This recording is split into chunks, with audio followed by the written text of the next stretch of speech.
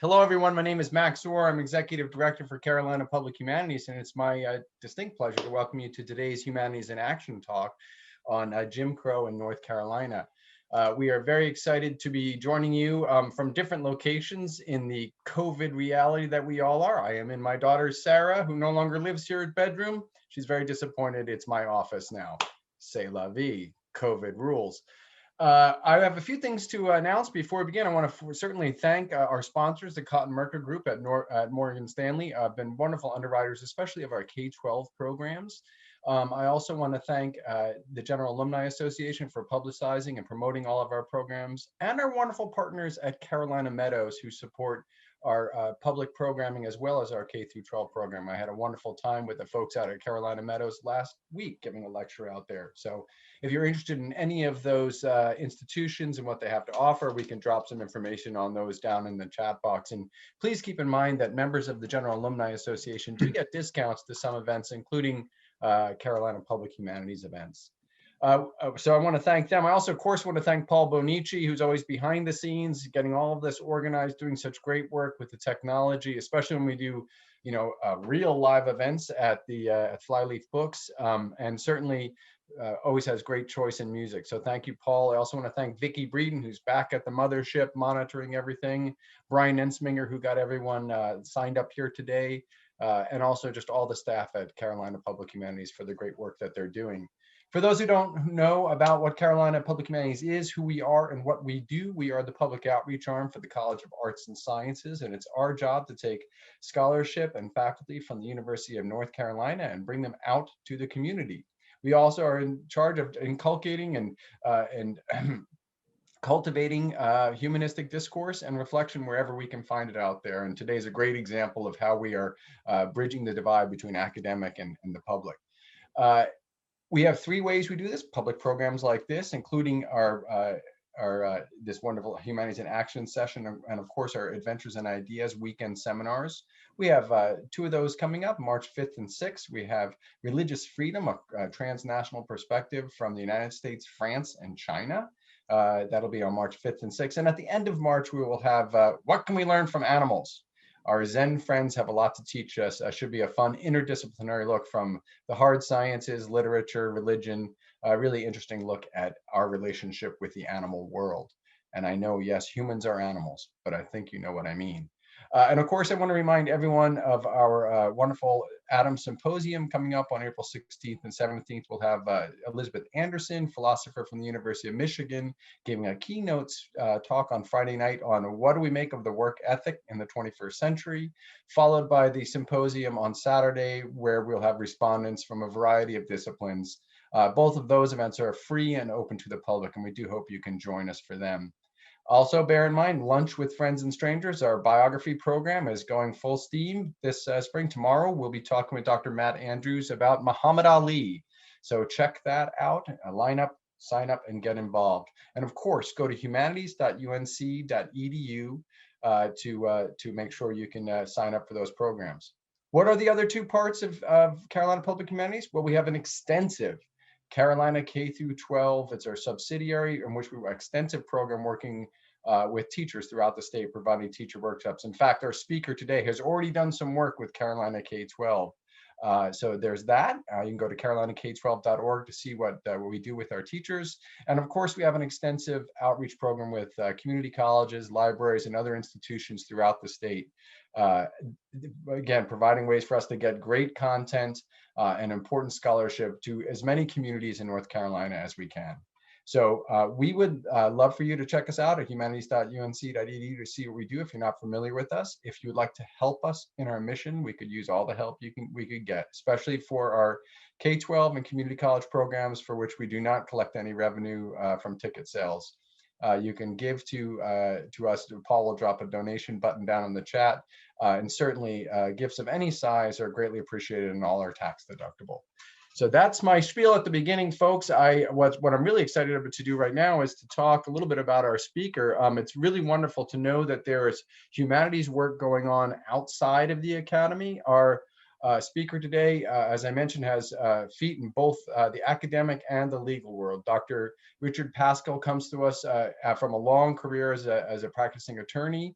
He is now currently with the Schwartz and Shaw law firm in Raleigh, North Carolina, but he has done, of course, prestigious clerkships with the U.S. Court of Appeals, and has also taught at the Georgetown University School of Law, the George Mason University School of Law, and Campbell University.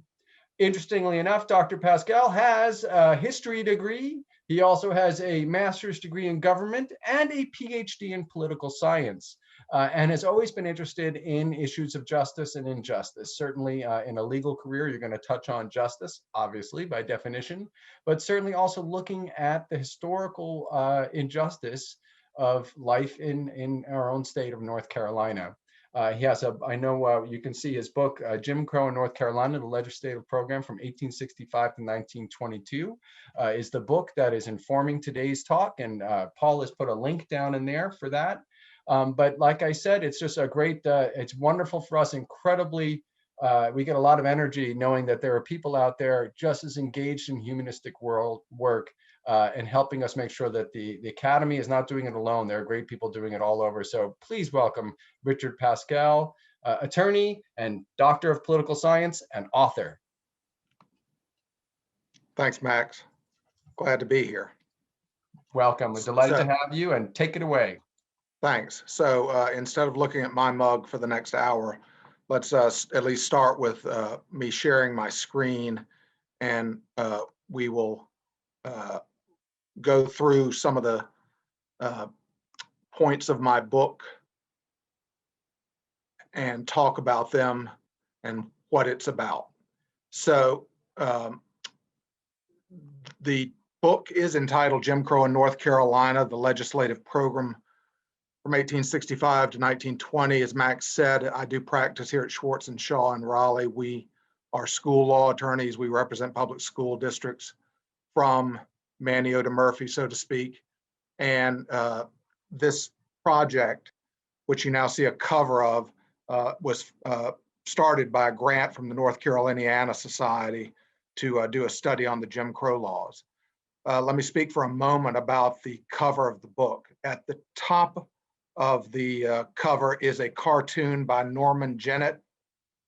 He was a cartoonist that was hired by Josephus Daniels and published in the News and Observer during the 1898 and 1900 white supremacy campaigns. He was obviously in line with Josephus Daniels' political leanings. This particular cartoon was entitled Behind the Bars. And so it's hard to see at this magnification, but Negro rule is drawn out in such a way that it looks behind to be bars of a jail. And behind it, and you can't see it at this level, but behind it is a white woman who is meant to depict Eastern North Carolina. The cartoon obviously hinting that Eastern North Carolina was trapped by Negro rule. These claims by the Democratic Party of Negro rule in the white supremacy campaigns were that era's fake news. There was no Negro rule here in North Carolina. There were a handful of members, Black members of North Carolina General Assembly. We're talking on the order of 10 or less. There were always members coming out of 1865 and Reconstruction through the end of the 19th century, Black members of the General Assembly, but they were never a huge voting bloc. You had over 140 members of the General Assembly at that time. And if you're talking about 7 Black members, you're not talking about a large voting bloc in the General Assembly. What's more, there were Black police officers in some locales, there were some Black magistrates, and there were some Black postmasters at various towns. But there was no Black sheriff anywhere in North Carolina, and there was not one Black member of any county commission here in North Carolina. The idea that Blacks were taking over politically, again, was wrong and a lie, and was floated to instill fear in the white population. There were all these kind of fantastical stories in the Richmond and Atlanta and New Orleans newspapers that about things like Blacks were going to take over North Carolina, colonize it, and essentially make it for Blacks and turn out all the white residents of the state, which was never the case. At the bottom of the cover of the book is a picture that depicts more reality for what Black life was like. This is a picture from around Southern Pines in 1914. Another thing I ought to say is I am going to be using terms like Negro and colored because of the historical points to statutes and the US Census and things like that. It was how people referred in public discourse, and they often use much worse words, but for accuracy, I'm trying to use the same terms in the statutes as they did. And the best analogy I can come up with is about the Negro Baseball League, the era before Jackie Robinson integrated the Brooklyn Dodgers. We still speak of that league as the Negro League. We haven't changed that to the African American League because it's just mixing eras and is not particularly helpful in that way. So I will be using terms like that. As Max said, the book was published by Carolina Academic Press. If you don't know, their bread and butter are law school case books for law students and law treatises, but they also have this legal history series of which this book is a part. Let me start because I always get the question, well, who was Jim Crow? Jim Crow was a character and a song created by someone named Thomas Dartmouth Daddy Rice in 1830 in Louisville, Kentucky. And he wrote a song called Jump Jim Crow. He was white, Daddy Rice was white. He performed in blackface. This was a minstrel show. And he danced around and had a limp on stage and sang this song that had many verses. The refrain was, wheel about, turn about, do just so, and every time I wheel about, I jump, Jim Crow. This was a huge, huge success during these years before the Civil War. It was a hit in New York, in Boston. It became a hit in Europe. I do believe that Daddy Rice performed for Queen Victoria in London. And many people got on the bandwagon and tried to write other verses, but this refrain was always the one that Daddy Rice first created. One of the first things that it's kind of hard to wrap your head around is that Jim Crow segregation started in the North, not in the South. The reason for that is that in order to have any kind of need for Jim Crow from a white population perspective, you need a decent sized population of free blacks. There were free blacks in the South, but it wasn't a large population.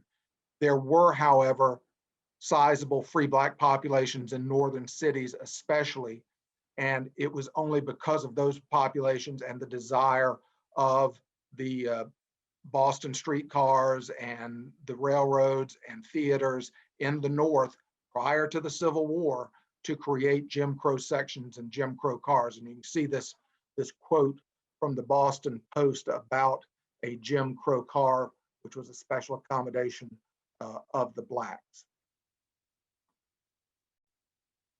Some of the characteristics of Jim Crow segregation are good to get under our belt at this point. Jim Crow is not a rural phenomenon. When you are in a small, especially southern town, which doesn't have a lot of people, everyone essentially knows one another. And if they don't, they know of you. So racial subordination, racial discrimination can often be enforced with a glance, with a comment, with a, you're not going to get that job if you continue saying these kind of things. So racial subordination is enforced through folkways and cultural norms. It's only, and this goes back to what I was saying about it starting in the North, it has to start in a city where people are too numerous to know one another and where there are sizable populations. So the white population in the urban areas are the ones who started this, because the folkways aren't going to work to enforce racial subordination. It's only going to happen when there are theater owners and streetcar companies and railroads and hotels that want to keep blacks out, that want to enforce segregation. Let me just mention briefly the Dunning School of History. The Dunning School of History truly has bent the spine of American history on Reconstruction to this day, really.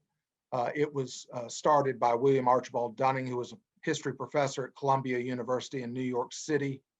And he argued that it is the view of Reconstruction that has been prevalent at least until the mid 20th century, if not before.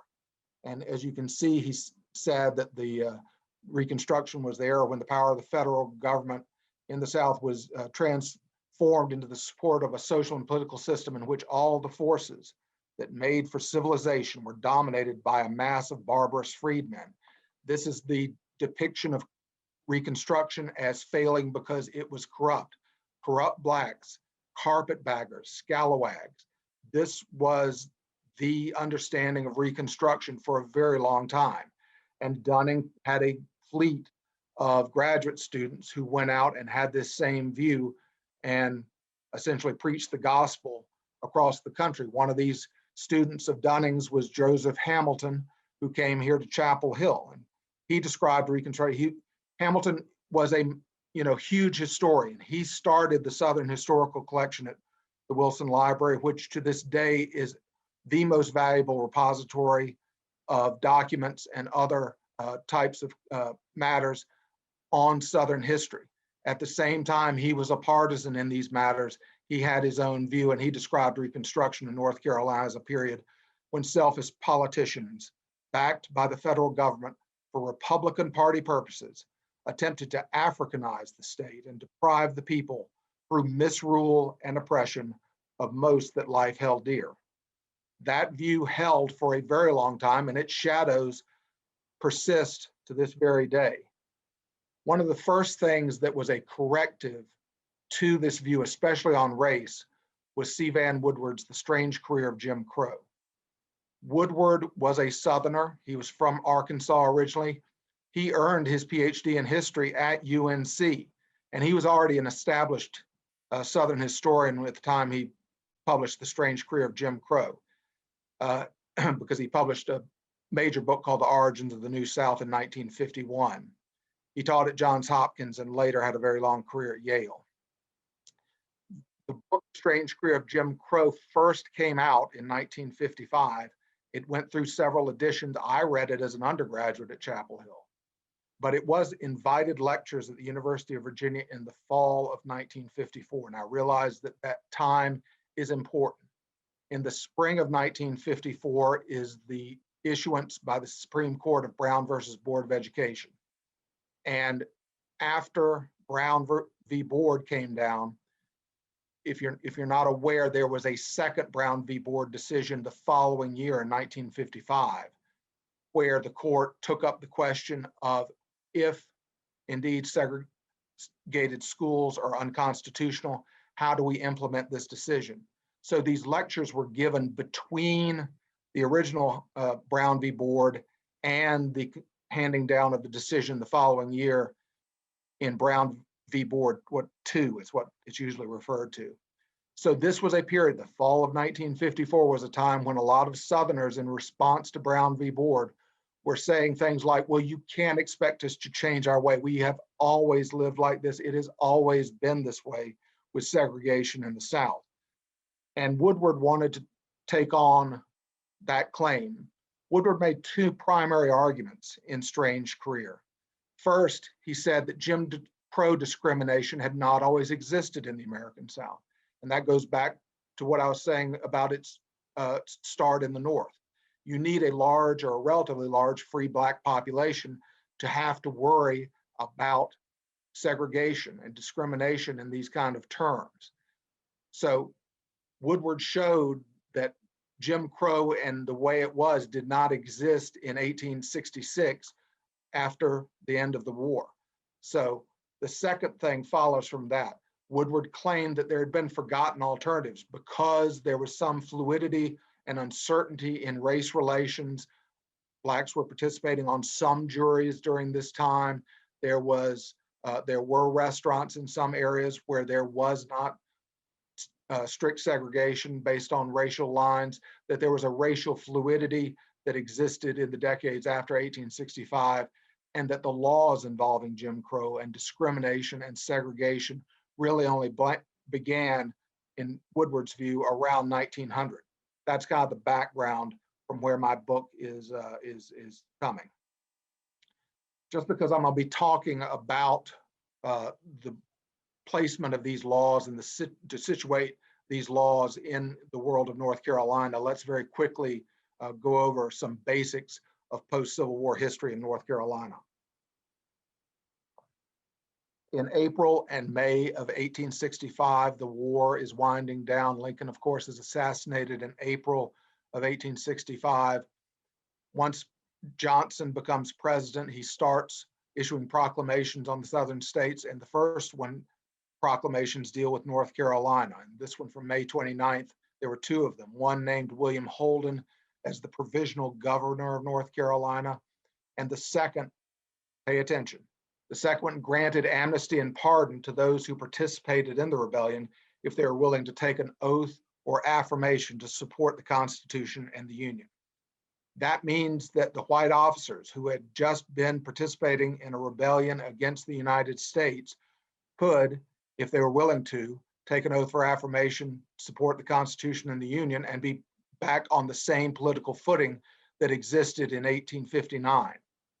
That meant that the people who had just participated in the rebellion were able to resume political power on the heels of the war. This is the era that's known as presidential reconstruction. So in 1865, there is an election. Holden is defeated by a former Whig, Jonathan Worth. However, the legislature is dominated by the wartime political leaders. These white former Confederates promptly enact something called the Black Code, which was in one sense an attempt to place blacks on a different political footing than existed under slavery. Essentially, it was so there were laws that pertained to slavery. There were laws on the books prior to the war that said you can't teach a slave to read, things like that. But there were also laws that pertained to free blacks. What the Black Code essentially did was to make the former slaves essentially free blacks prior to the war. That doesn't mean that they were equal. There were very many provisions of the Black Code that were very discriminatory and were not in any way meant to place blacks on an equal footing. That era of what's called presidential reconstruction ends because Congress has had enough with Johnson and his tactics. On March 2nd of 1867, they enact the Military Reconstruction Act that changes everything. It places all of the southern states under the military authority of the United States, and North Carolina is placed in the second military district. And the federal law says this, quote, no legal state governments now exist in the rebel states. That effectively meant that any constitutions, any laws that had been passed under these governments put into place after Johnson's proclamations did not really truly exist in a legal sense. So once congressional reconstruction starts in March of 1867, military commanders start to register the freedmen. Again, women don't have the right to vote at this time. So the military commanders start registering the freedmen to vote again in 1867. In 1868, there's a new state constitutional convention here in North Carolina. The Constitutional Convention adopts a new constitution. It also, North Carolina agrees to ratify the 14th Amendment, which is a condition to readmission. And so once they do those two things in 1868, North Carolina is readmitted to the Union, and really, for all intents and purposes, military reconstruction ends in North Carolina. Now, military reconstruction continues in other parts of the South, and especially the Deep South. And that goes on until really 1876. But here in North Carolina, things have changed drastically.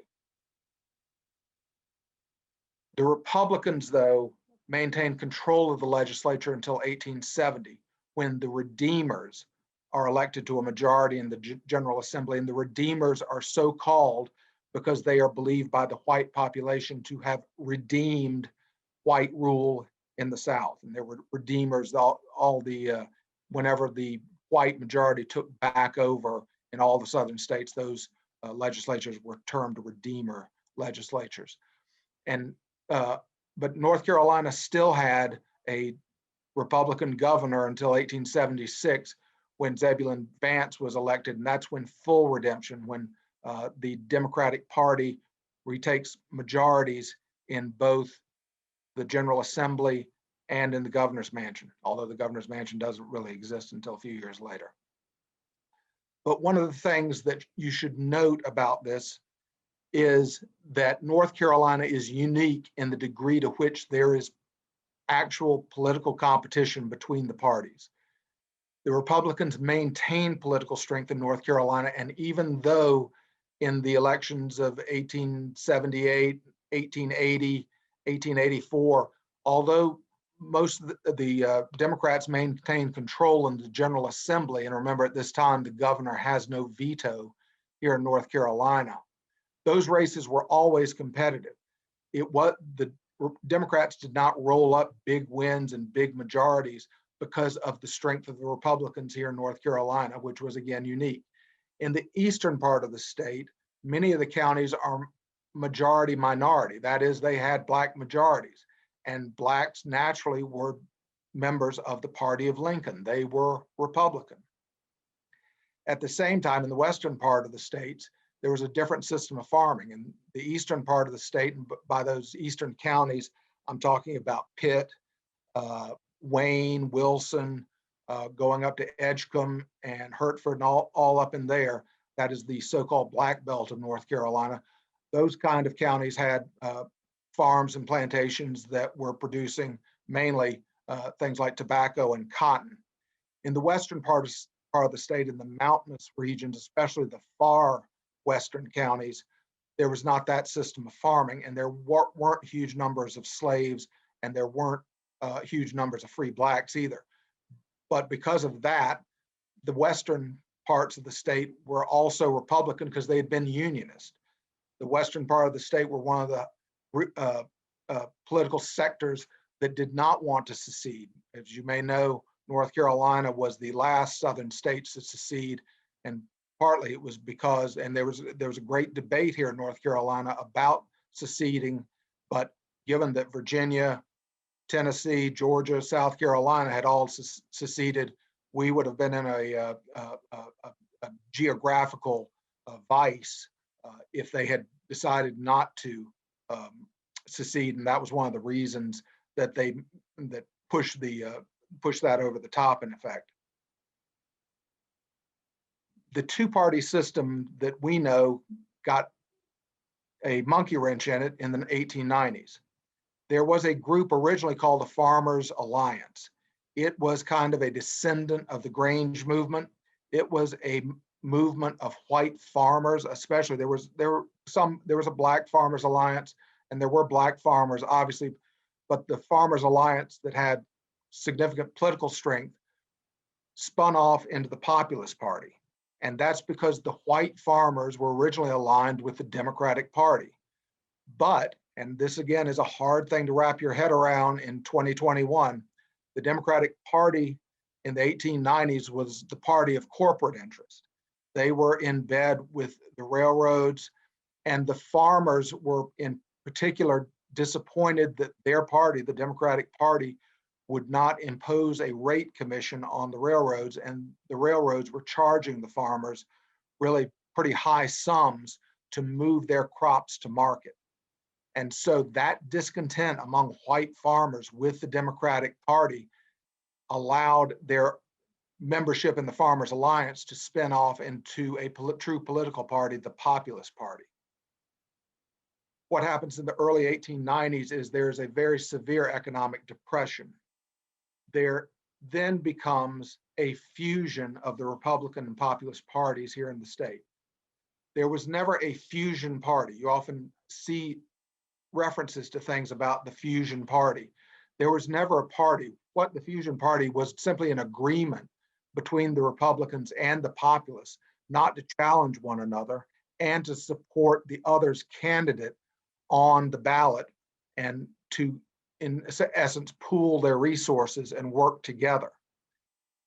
And by golly, they did it. In 1894, the Fusionists, the Republicans, and the Populists win a majority in the General Assembly. And then 2 years later, Republican Daniel Russell wins the governorship. This is also unique for North Carolina. In no other Southern state did the Republicans ever take power after the end of Reconstruction, after 1865. And this really set up a quite unique situation for North Carolina, and the reaction came from the Democratic Party. The Democratic Party felt, I'm sure, that they had not done their part. They therefore wanted to win at any cost, and so they instituted what have been called the white supremacy campaigns of 1898 and 1900. The Democratic Party spread fears about Negro domination, as we've talked, again, fake news for the time, and the need to protect white womanhood. And here is the chain of logic, if you can call it that. There was a lot of talk on at the political rallies about Negro domination. There was also a lot of talk about white womanhood and about the purity of white womanhood. And the thought was that if Blacks were to achieve political equality, it would be one small step then from Blacks having political equality to Blacks having social equality. And then white womanhood and its purity would be endangered by Black men and Black social equality. So these two things were used to instill fear in the white population and to draw a line in the sand and essentially make the case that to vote for anything other than the Democratic Party, if you were white, was to be a traitor to your race. You can see some of the phrases used by the Democrats in the campaign. They often talked about the Anglo-Saxon race and Anglo-Saxon blood, and that North Carolina is a white man's state and white men will rule it. At the time of 1898 and the political campaign, just realize there is no Twitter, there is no Facebook, there is no cable TV or even radio. What you have for a campaign are newspapers and political rallies. One of the central pillars of the Democrats campaign was the News and Observer in Raleigh. It was owned by Josephus Daniels, who was both the publisher and the primary editorial writer for the time.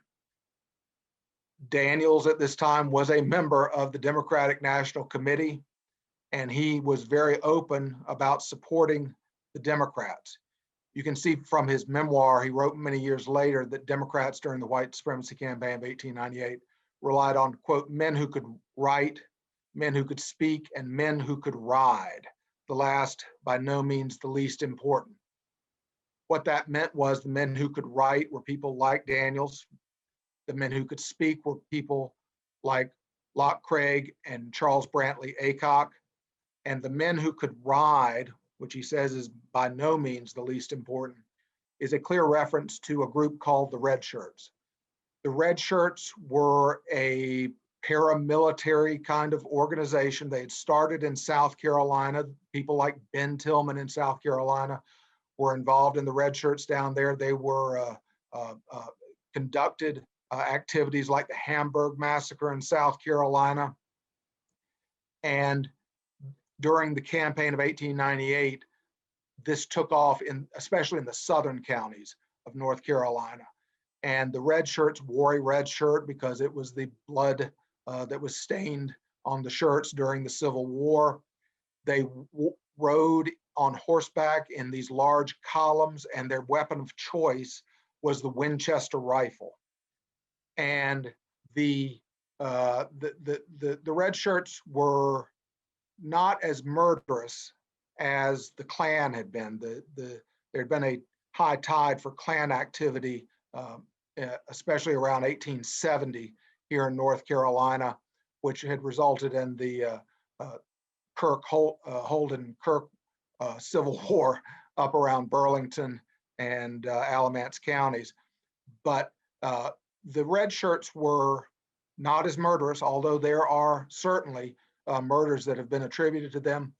But their main instrument was simply fear. They would break up populist and Republican political rallies with guns and cannons and the like. They did engage in a whipping campaign to frighten especially Blacks from going to the polls. And they were an open and active participant with the Democratic Party during the political campaign. But in the News and Observer and all the white papers that supported the Democratic cause, they were all pushing certain things about white womanhood. You can see down there about more Negro scoundrelism, Black beasts attempt to outrage the young daughter of a respectable farmer. They trumped up every Black charged with a crime and made it front page news. Jaywalking and petty theft was turned into huge headlines on the next day's paper to trumpet the moral depravity, according to Daniels and his ilk, of the Black population, and was used to instill, again, fear in the population. What follows it in November of 1898, after the political election happens, is what is the Wilmington coup d'etat, or the racial massacre. Wilmington is a focus of activity in 1898, and what happens on November 10th in Wilmington is certainly a flashpoint. But let me just make the case that Wilmington was not the sole focus of the white supremacy campaign. That was something that was taking place statewide, from the mountains to the sea. The Democratic Party was using racial fears throughout the state. It just got terrifically out of hand in Wilmington. Wilmington, there is a terrific new book out by David Zucchino called Wilmington's Lie, which focuses solely on what happened in Wilmington. But let me just quickly go over what happened to Wilmington, because really people don't know, and they haven't known until very recently that this even existed. It has been kept out of history books. It wasn't something I was taught as a student here in North Carolina, so we need to know what happened. It was a planned event.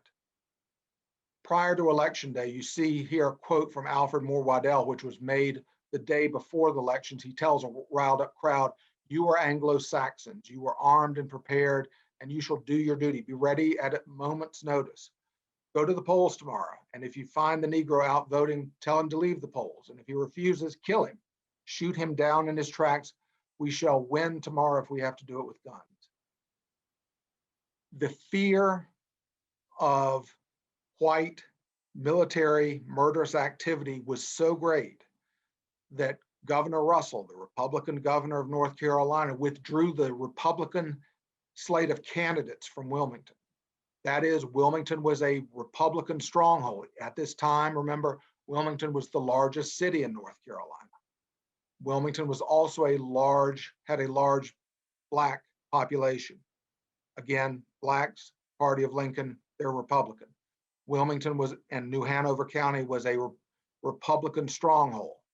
So to withdraw the slate of candidates from Wilmington was a huge, huge thing to do by a Republican governor in an attempt to avert violence. What happens, though, is that the morning after Election Day, so Election Day was Tuesday, November 8th, the next day, Wednesday, November 9th, the multiple white newspapers in Wilmington, and this was an era when there were multiple papers in every town and city, not like today where you have one newspaper per town that is barely hanging on and clinging for dear life. But all the white newspapers ran a headline on their front page on the morning of November 9th that there was going to be a meeting in business in furtherance of white supremacy. This white group met downtown Wilmington. They prepared something that's been called the White Declaration of Independence. The white group demanded the resignations of the aldermen, who were both black and the white Republican office holders, the mayor, Silas Wright, and chief of police, John Melton. Now realize that these people were not up for election or re-election in the election that just took place the day before. These people were not up for election until the next year. So there's no question about whether the polls were accurate or anything like that. These people were to be in office for another full year, regardless of what happened on the previous day. The violence, though, begins the next morning, Thursday, November 10th, at the Daily Record. The Daily Record was a black-owned newspaper. It was owned by Alex Manley, who was the mulatto grandson of a white governor of North Carolina. He was very vocal, and one of his editorials, there's a whole story here about an editorial that he wrote back in August, which set the state on fire in terms of the white population and white newspapers. After the white mob burns down the building where the Daily Record was, destroys the printing press, they start spreading out across the city and the shooting begins. A commission here in North Carolina was set up to study what happened in Wilmington. The numbers I have here are a result of the study.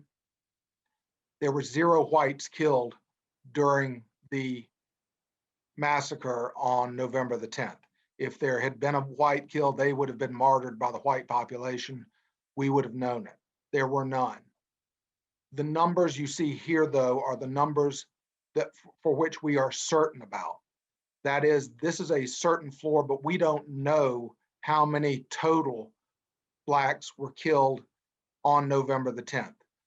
The numbers you see here, 22 individual known dead, those numbers came from where there was more than one source for that body. So if 2 newspapers both said that there was a body found at this intersection, that counted toward that total. You see also 9 blacks who were known to have been wounded. Again, there were more than one resource that they used to come up with those numbers. But this is almost certainly not the total number of blacks who were killed. People in later years had recollections that the Cape Fear River had so many bodies in it that you could have walked across it. Now, I don't believe for 1 minute that's the case. That would take literally thousands upon thousands of bodies. But is it certainly true that the black bodies could have been slipped into the Cape Fear River and never found? Absolutely. That seems to always have been, to me, one of the places where you could have, there were certainly an unknown number of bodies disposed in that fashion. Black families were forced out of the city. They essentially fled for their lives because of all the shooting. They fled into the swamps around Wilmington.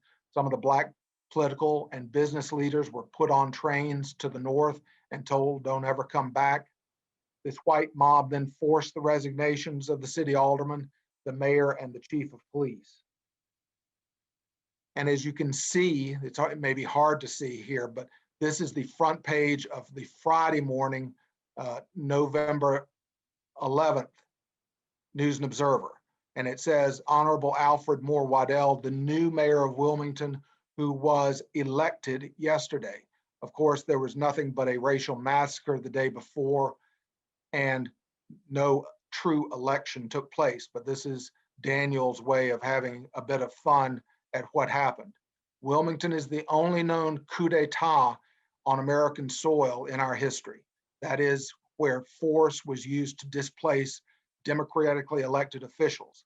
And we hope that that will continue to be the lone example of that. The election of 1900 was more of the same. It continued to be a white supremacy campaign. They used the same tactics in the News and Observer and with the red shirts. Charles Brantley Aycock was elected governor. The Disenfranchisement Amendment to the state constitution was passed in 1900. And Henry G. Connor, who becomes the Speaker of the North Carolina House of Representatives, said that the politicians have stirred the minds and feelings of the people more deeply than they intended. And that's one of the things about my book that I try to make the point that in explaining the laws and the ebb and flow of the passage of statutes, that the impact of law, the operation of law, the interpretation of law has been impacted by what went on in the white supremacy campaigns through these campaigns, and how law was used in the years after.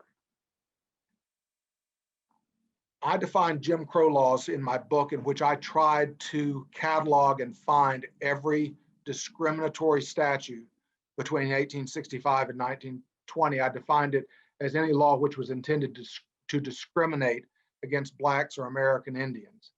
There were laws that pertained to groups that were called the Croatan Indians of North Carolina.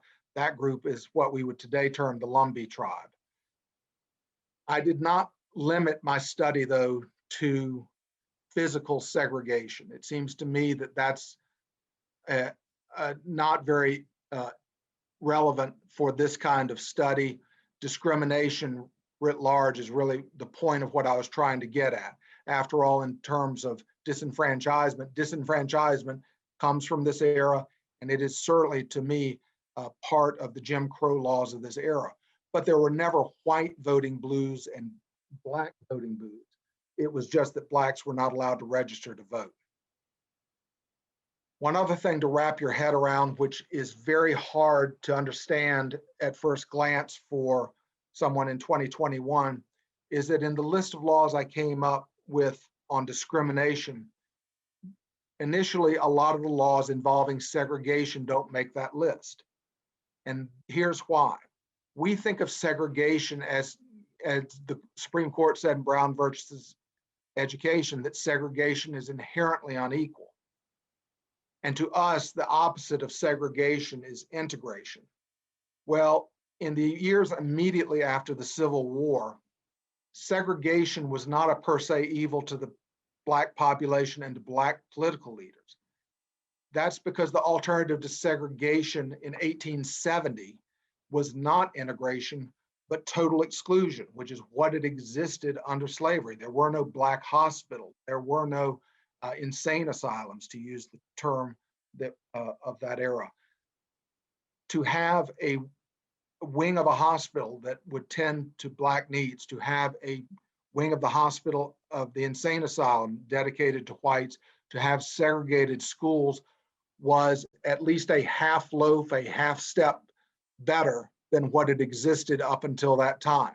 So that's why segregation was thought to be at least a step forward in terms of Black access to institutions during this era. One thing I want to address real quick is there has always been out there in the ethos and in the public this idea that, well, Blacks have been free since 1865, and if they haven't achieved more, well, that's on them. And that simply hasn't been the case. There's been a thumb on the scale at every point. That was true through the use of apprenticeship laws and what were called anti-enticement statutes and the vagrancy law you have here. Let me speak to that for just a minute. After emancipation, Blacks were on the move. For one thing, they had been confined to a plantation or a farm and had not been allowed to freely travel. In some sense, they just wanted to get away from their owners and masters and go on about life somewhere else.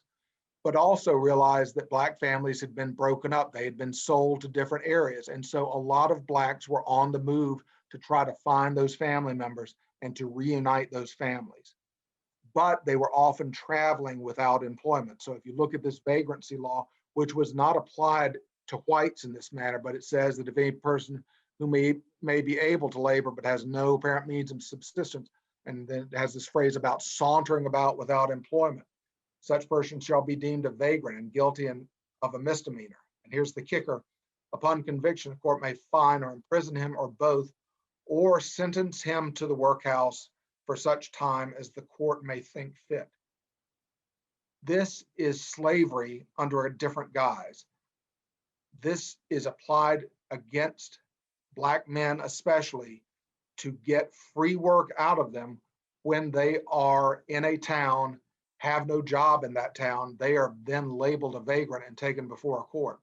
The apprenticeship laws were treated in the same way. We think of apprenticeship laws as a 5 or 6-year-old Benjamin Franklin who is learning the trade of printing.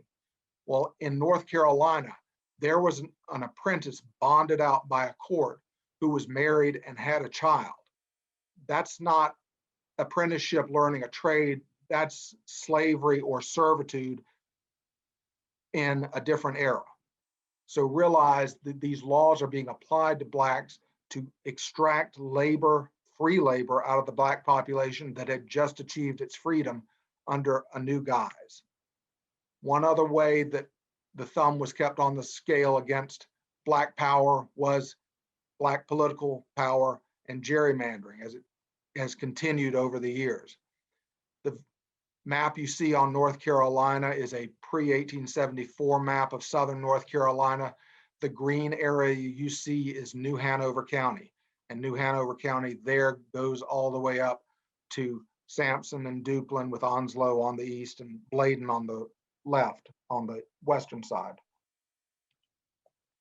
The General Assembly, though, in order to crack and pack Black power in Wilmington, again, remember, biggest city, large Black population, a Republican stronghold, to pack all that Black power down into a reduced county and to create a white farmer county in the northern part. So this map is from around 1885, and you can see what happened. They created Pender County to create a new county with white political power. The people would be elected from there would be white Democrats going to the legislature, and New Hanover is reduced to the size you see today. And the legislature then subsequently reduced New Hanover's representation in the House of Representatives from 3 seats to 2 seats, even further diminishing the Black Republican political power that was in New Hanover and Wilmington. Also realize, and we're going to be talking about state laws here briefly, but there were also city ordinances. You see one about the cemeteries from Raleigh in 1876, but also Mooresville, Winston, before it became Winston-Salem, and Greensboro passed residential segregation ordinances. These were laws, city ordinances, which were intended to restrict areas of these cities and towns to whites and to keep Blacks out. Often they were phrased in terms of, if a block already has more than 50% white residents, a Black could not move in there. The Winston statute was actually, and this is maybe surprising, but was actually struck down by the state Supreme Court under the state constitution within 2 years of its passage. And these laws were eventually and soon thereafter struck down on federal constitutional grounds by the US Supreme Court. But this was attempted in these cities after 1900. Most of these were around 1910 to 1916. Here are some of the laws that I found in my study as I tried to catalog all these various discriminatory statutes about schools, outlawing marriages. Pay attention to the 1883 law that is on your screen now. It's about a school law which attempted to segregate dollars for the schools. That is, this was something called the Dorch Act. White tax dollars were meant to go to white schools under this law. Black tax dollars were meant to go to Black schools. This is less than 20 years after the Civil War. Black property holding is not large in relative terms at this point. This law was meant to strangle Black schools and to prevent whites from having to subsidize Black schools in any way.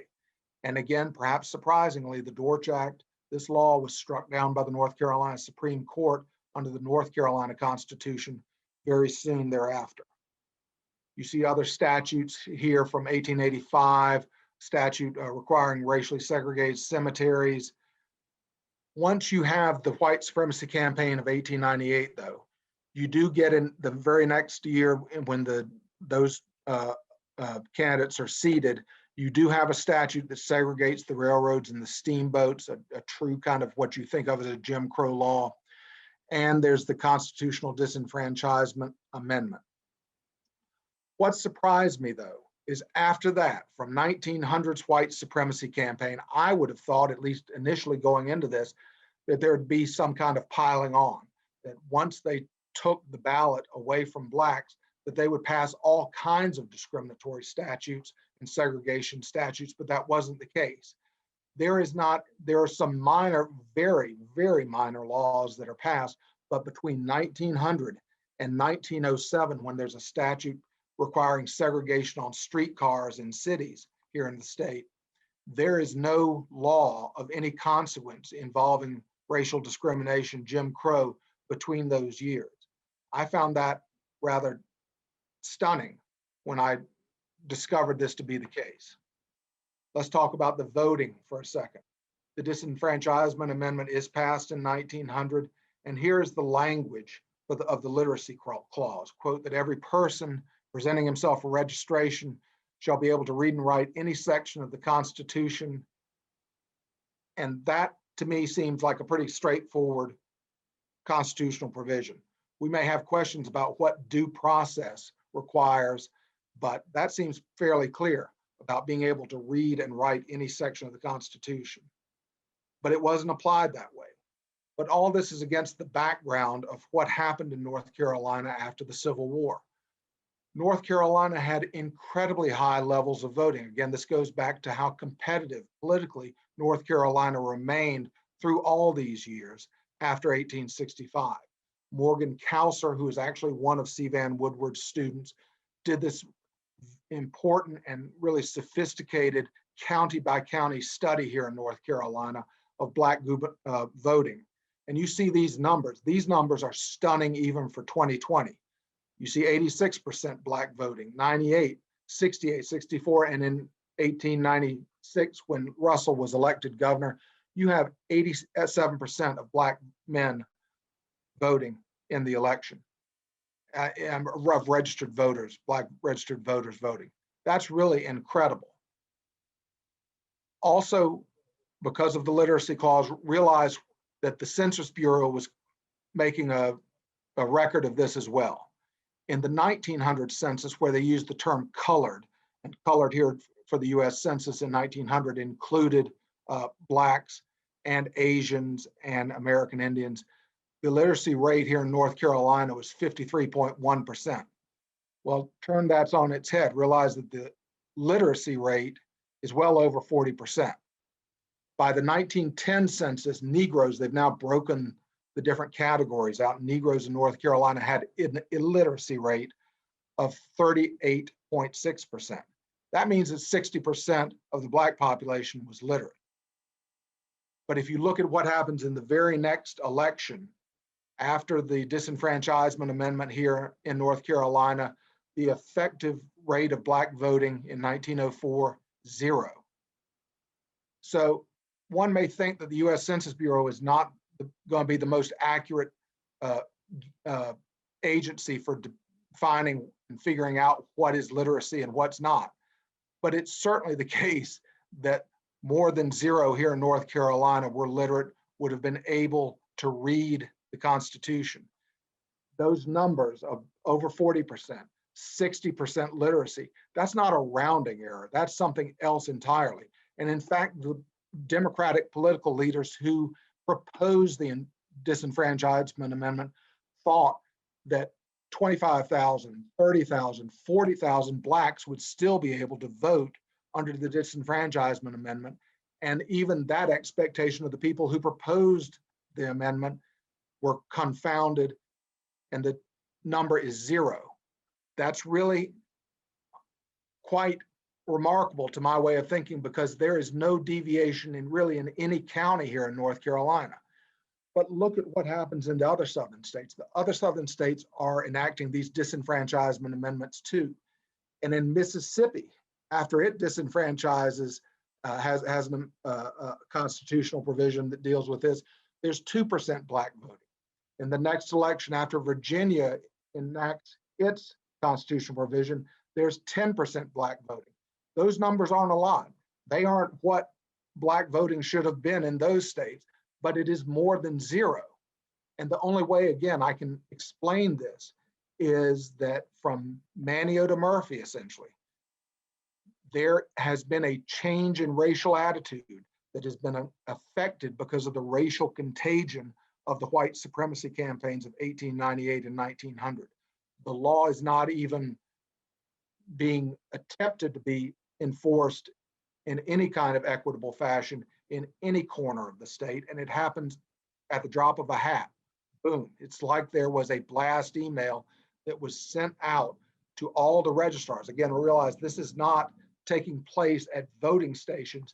This is taking place at the courthouse in front of registrars in the months leading up to voting, where people were trying to register to vote. Look at what happens on public school funding. The public school funding laws in North Carolina did not change after the white supremacy campaigns. North Carolina was terrible about funding the schools, but at least in the years up to 1900, poverty was essentially shared between the Black and the white population. North Carolina funded the schools the least in the country. The white illiteracy rate in North Carolina was the highest of any state in the Union, except for New Mexico in 1900. But look what happens in terms of funding under the same funding regime. Laws have not changed. In 1900, Black and white schools per capita being funded about the same. But by 1910, look at the divergence. Black schools have increased a little bit, but white schools have increased much more, over twice as much as Black schools are being funded per capita.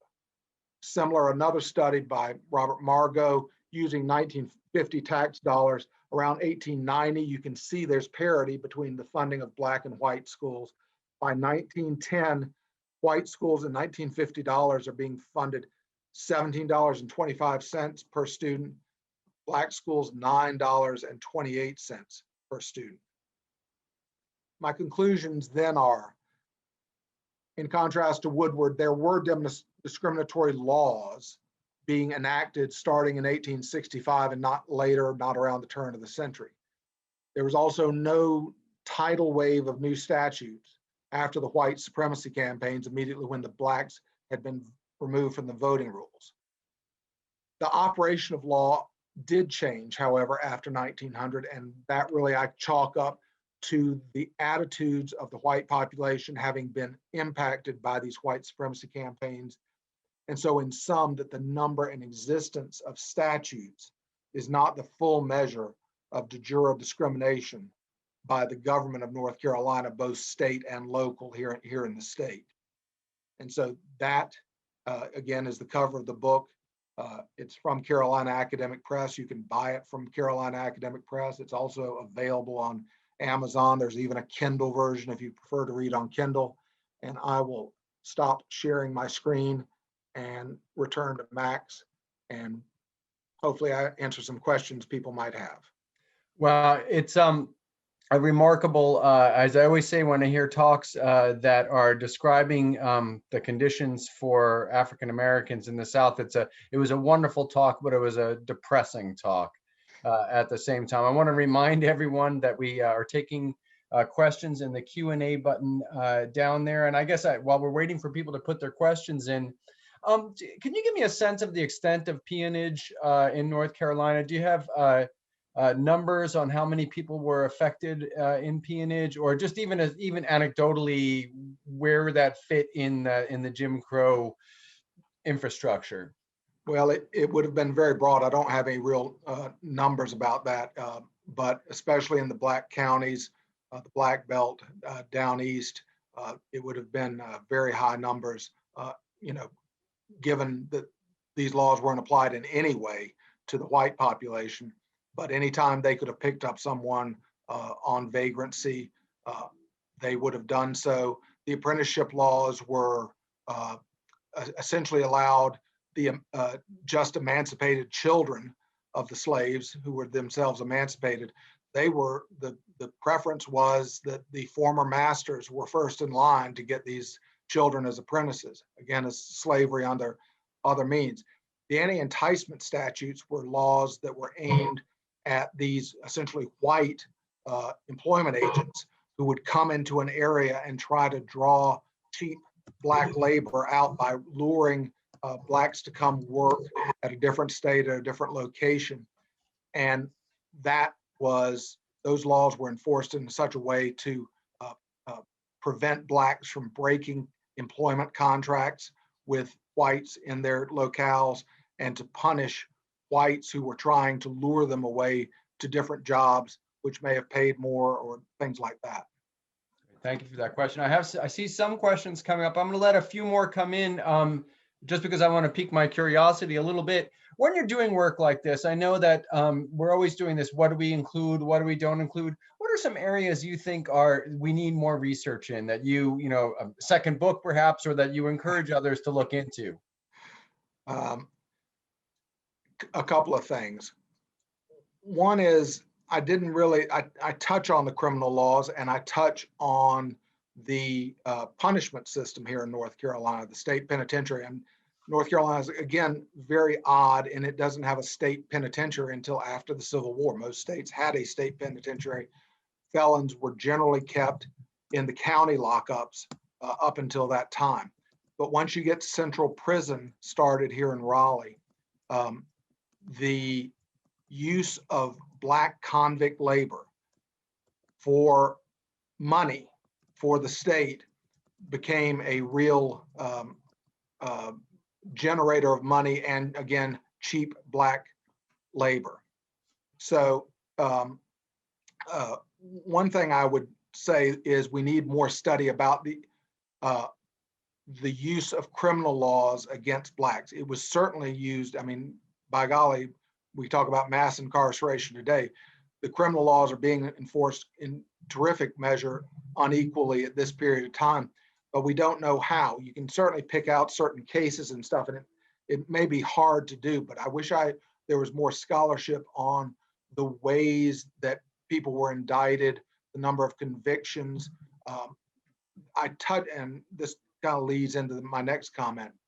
There's no systematic study on jury service.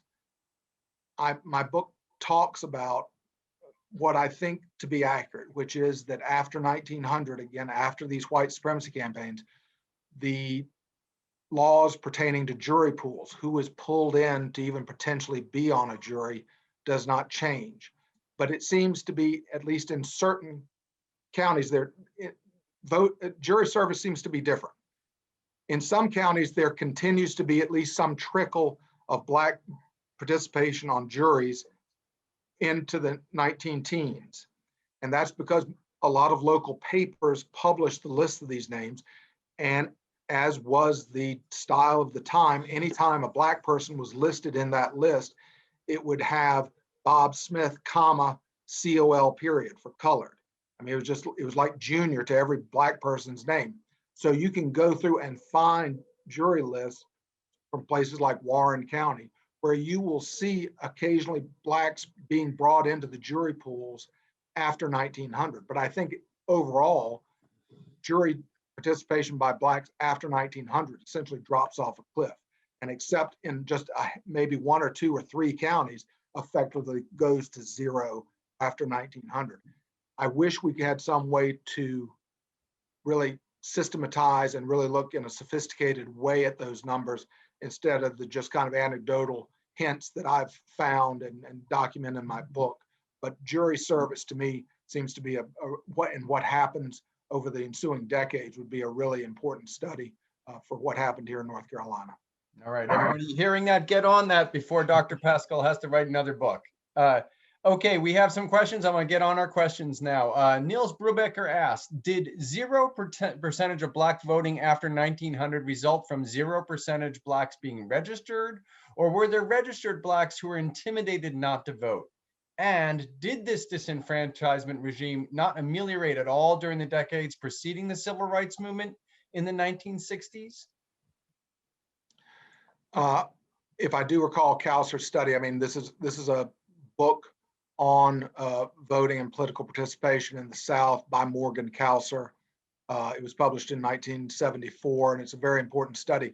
I do believe that he doesn't break out the numbers on registration. It may have been the case that there was some registration of Blacks in the counties and that there was effectively no participation by Blacks because of fear, because of, again, remember, North Carolina is a very rural state.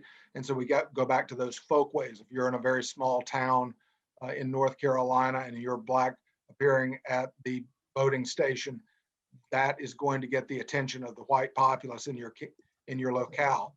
So it may be that if you were registered, you simply didn't show up for those reasons, for making things even harder for yourself and your family.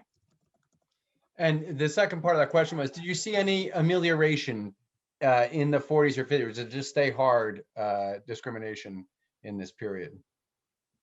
Yeah, so this ended at 1920, so I didn't do the work for the years following 1920. I think that the Federal Civil Rights Commission found some increased levels of Black voting over time, but certainly very low levels all the way to 1965 and the passage of the Voting Rights Act. The provision of the North Carolina Constitution that we just read and dealt with about literacy provisions came up before the U.S. Supreme Court in the late 1950s in a case called Laster versus Northampton County. And that case the court held that that provision on its face was not discriminatory, and they did not strike it down. Now, the 1965 Voting Rights Act effectively has displaced that decision in terms of the operation of law, and whether Laster would still be good law today on its own, it's unclear. But there were increased instances of cases, both in terms of redistricting and in voting rights, that were being brought by the NAACP as the 40s and the 50s moved on. And so I think it's going to be clear that there's an increase in Black voting, but it wasn't going to be very substantial.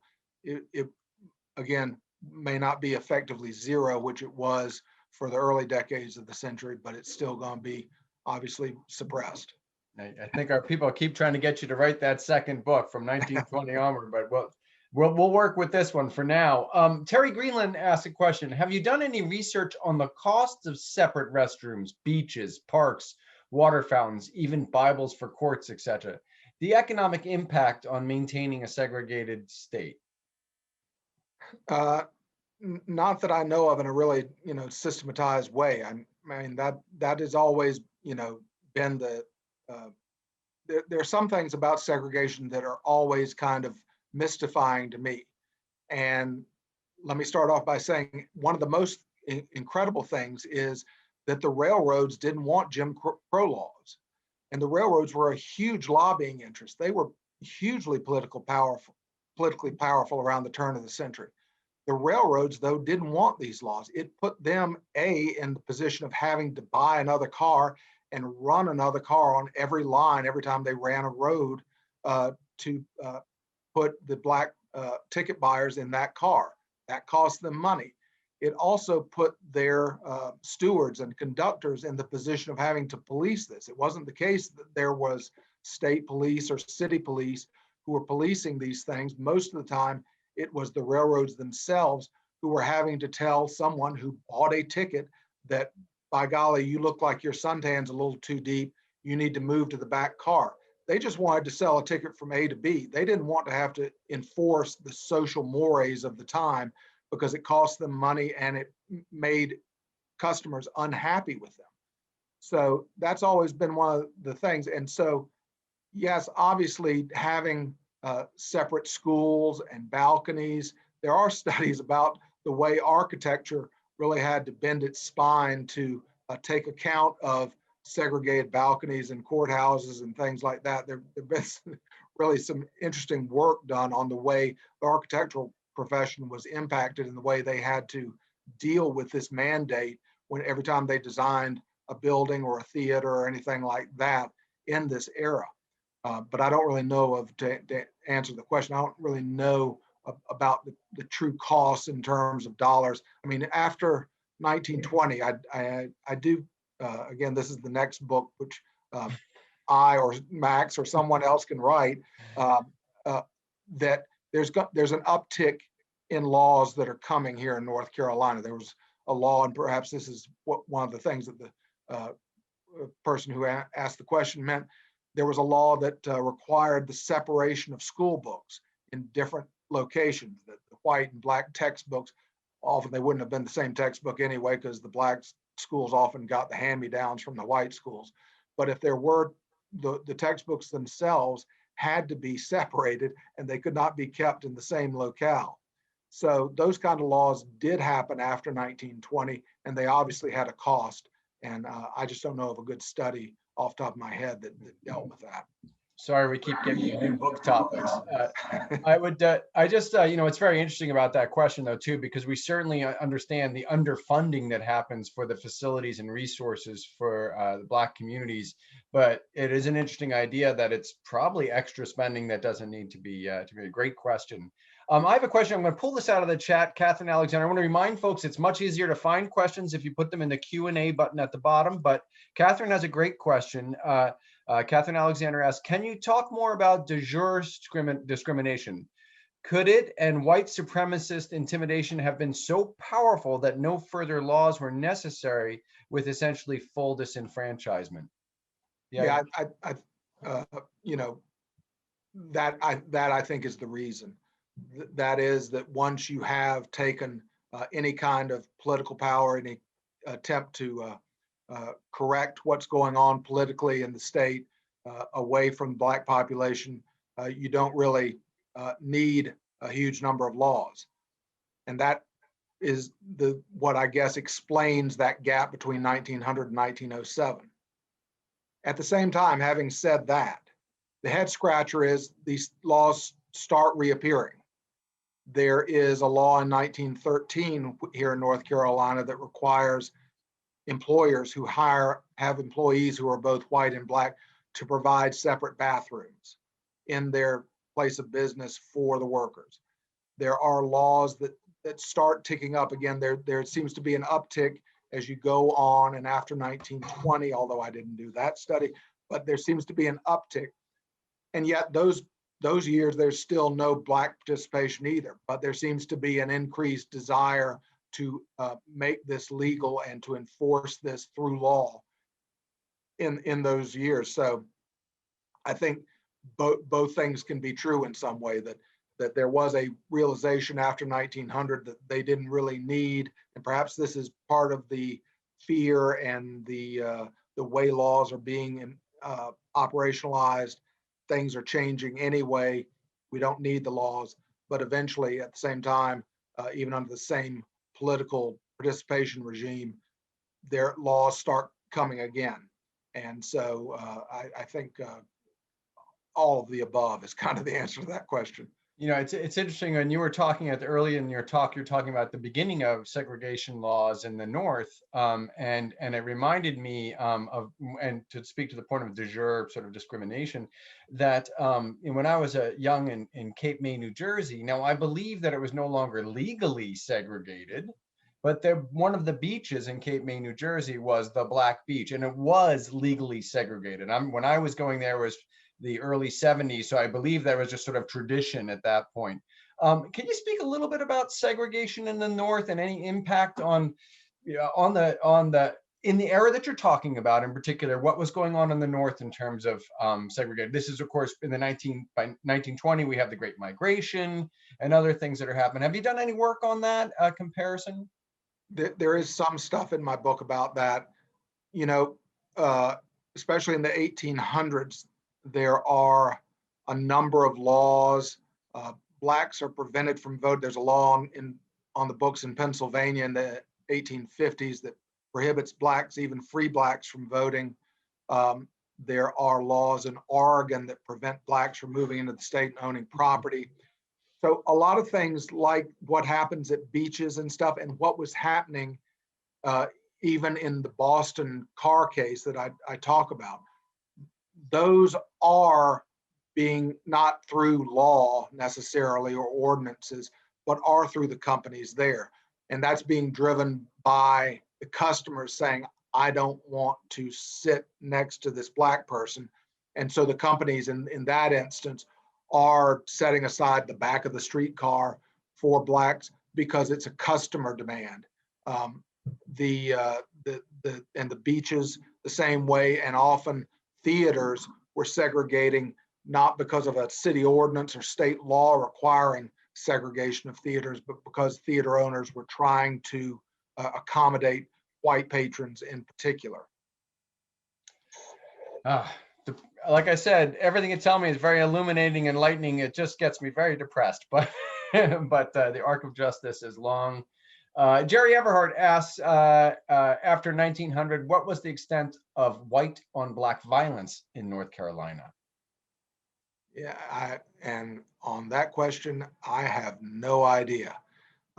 In terms of the red shirts, I did not remain the force they had been 1898, 1900.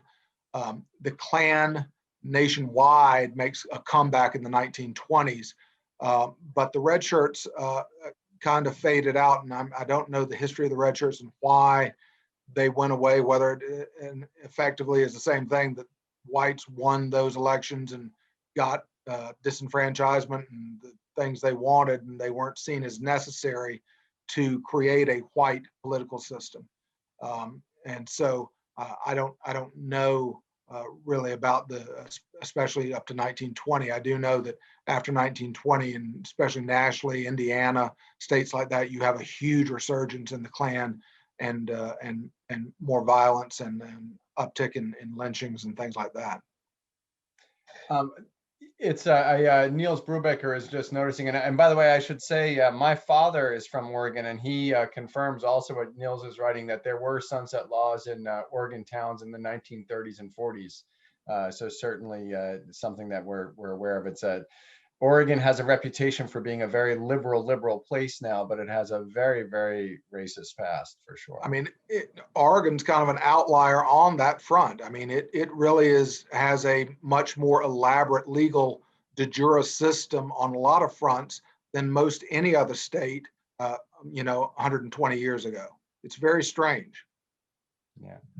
I mean, there's not a huge black population, back then in Idaho, Washington, any of the surrounding states, really. So you wonder, I mean, it couldn't have been a huge black migration into Oregon that was causing that. Yeah. And just back on the question that Jerry had about violence in North Carolina. Now, the very particular form of violence is, of course, lynching. And the Red Record is a wonderful resource through the Center of the Study of the American South. Seth Koch and his team have done a great job cataloging lynchings in North Carolina. But to the point, violence is not just lynching. There's all sorts of other examples of violence, and it sounds like that's the fifth book. We'll get you on that. Elizabeth Cook, I'm so sorry. I wanted to save this question for later because it seems like we're getting a little bit into contemporary, asking for your opinion about certain things. I hope Elizabeth is still here. If she isn't, then the question is still of interest, and that is, looking at echoes of white reaction to Reconstruction, do you see any of those echoes of reaction in today's white supremacy movement? Yes, and I see, perhaps, just because I've been so immersed in looking at every tree in this forest, I see echoes in every corner where I look. And so there's always been this action reaction. I mean, there's a lot of, I didn't do this study and didn't receive the grant to start this work because I was a Southern historian. My background's really constitutional law and constitutional theory and things like that. And so in that world, there are these kind of scholars who posited, reaction, things about Brown versus Board of Education, about Roe. Perhaps abortion would have become legal if the court hadn't done this, which the court's action in Roe versus Wade spurred this reaction to abortion on demand and things like that. And so I see that too, though, in what's happened after the George Floyd murder in Minneapolis, and the echoes of what's happening today, especially the kind of fears about teaching a more complete and comprehensive history of America, and perhaps the desire to not look in certain dark corners of our history for what really happened. I see that and wanting, this desire to put it behind us and things like that, and just, celebrate the good. I see that, those echoes from Reconstruction to now. I mean, Reconstruction, to a large extent, you can see the failure of Reconstruction as not just a victory of the South, or just the North being tired of enforcing military Reconstruction in the South, but the North, again, goes into that lost cause, Dunning School of History, the North turning toward a more Southern view of race relations at the turn of the century. This is the time where we're in the Philippines, we're interested in Cuba, all these areas around the world where there were not whites. And so the North becomes very racially attuned, and at least in terms of attitudes, to the South. And so there is a joining of those divisions that had existed in the Civil War by 1900. And some of what happened with the failure of Reconstruction is certainly chalked up to Northern attitudes and becoming less hostile to the South's view, and actually more in line with the South's view on race. Yeah, it's remarkable that we think of the era of the early first decade or so of the 20th century as a reconciliation between the North and the South. Woodrow Wilson's presidency. This is right around the same time that Silent Sam is being dedicated. And I think that is a glossing over of what unity means in our country. And certainly, it's no surprise to us that we're still dealing with the faux unity of whites and Norths coming back together, and essentially all embracing the same racist ideology, even though it's more entrenched in the South.